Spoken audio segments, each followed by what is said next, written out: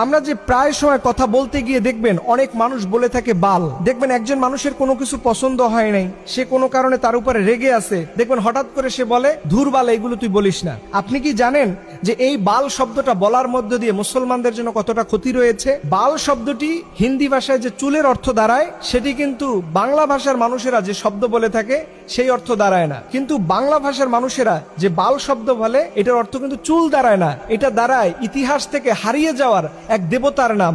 যেই দেবতা সম্পর্কে আল্লাহ পাক আমাদেরকে সতর্ক করে বলেছেন 37 নম্বর সূরার 125 নম্বর আয়াতে যে তোমরা বাল দেবতার অনুসরণ করো না। আল্লাহ পাক বলছেন আতাদউনা বালাউ ওয়া তাযারুনা আহসানাল খালিকিন। আল্লাহ বলছে তোমরা কি বালকে ডাকবা এবং সর্বশ্রেষ্ঠ স্রষ্টাকে তোমরা কি ভুলে যাবা, পরিত্যাগ করবা? এই বাল শব্দটা আল্লাহ পাক কোরআনের মধ্যে বলেছেন। এই বাল শব্দটা সেমিটিক শব্দ, যার অর্থ দাঁড়ায় দেবতা বা স্রষ্টা, বা আমরা যে আল্লাহ বলে সম্বোধন করি ঠিক একই রকম অর্থ দাঁড়ায়। এটা আসলো কোথা থেকে? আপনাদের মনে প্রশ্ন থাকতে পারে, হুজুর এটা আসলো কোথা থেকে? এটা আসছে মুসা আলাইহিস সালাম যখন আল্লাহর নির্দেশে 40 দিনের একটা ধ্যান করার জন্য তুর পাহাড়ে গেলেন, তখন ওনার যে অনুসারীরা ছিল তাদেরকে বলছে তোমরা যতটুকু আল্লাহর পক্ষ থেকে নিয়ম পেয়েছো এটাই মানবা। কিন্তু তার মধ্যে একজন ছিল সামিরি নামের। এই সামিরি কি করলো, হঠাৎ কিছুদিন যাওয়ার পরে সে একটা গরুর মূর্তি করলো এবং এই গরুর পূজা শুরু করলো। দেখবেন এই সামিরির যে তৈরি করা যে গরুটা ছিল, সেই গরুর যে শিং ছিল, শিংয়ের মাঝখানে দেখবেন সূর্য দেখা যায়।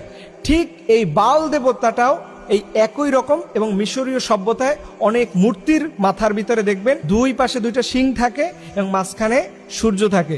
দেখেন এই শব্দগুলো, এটা হয়তো অনেকের কাছে বলবেন যে হুজুর এটা কি বলতেছেন, এটা কি কোনো সাবজেক্ট হলো, এগুলোকে আলোচনা কোনো বিষয় হলো? দেখেন এই সামিরির মাধ্যমে সেই সময়ের মুসা আলাইহিস সালামের মানুষেরা তারা সবাই আল্লাহর পানিশমেন্ট পাবেন। আল্লাহর সামনে সবাইকে অপরাধী হতে হবে শুধুমাত্র ওই গরুর পূজা করার কারণে, এই শিরিক করার কারণে, শুধুমাত্র এই বাল দেবতাকে অনুসরণ করার কারণে। অথচ আমরা খুব সহজেই এইগুলো বলতেছি, আমরা জানিও না কোন শব্দটা বললে ইসলামের দৃষ্টিকোণে রাইট আছে, কোন শব্দটা বললে ইসলামের দৃষ্টিকোণে রং আছে, এটা আমরা অনেকেই জানি না। কিন্তু আফসোসের বিষয় প্রিয় ভাইয়েরা, আমরা আমাদের লাইফে, আমাদের জীবনে যতদিন পর্যন্ত থাকি না কেন, সবার আগে ভাগে আমাদের ইসলামকে অনুসরণ করতে হবে। ইসলামকে বাদ দিয়ে পৃথিবীর কোনো তন্ত্রমন্ত্র বিশ্বাস করা যাবে না।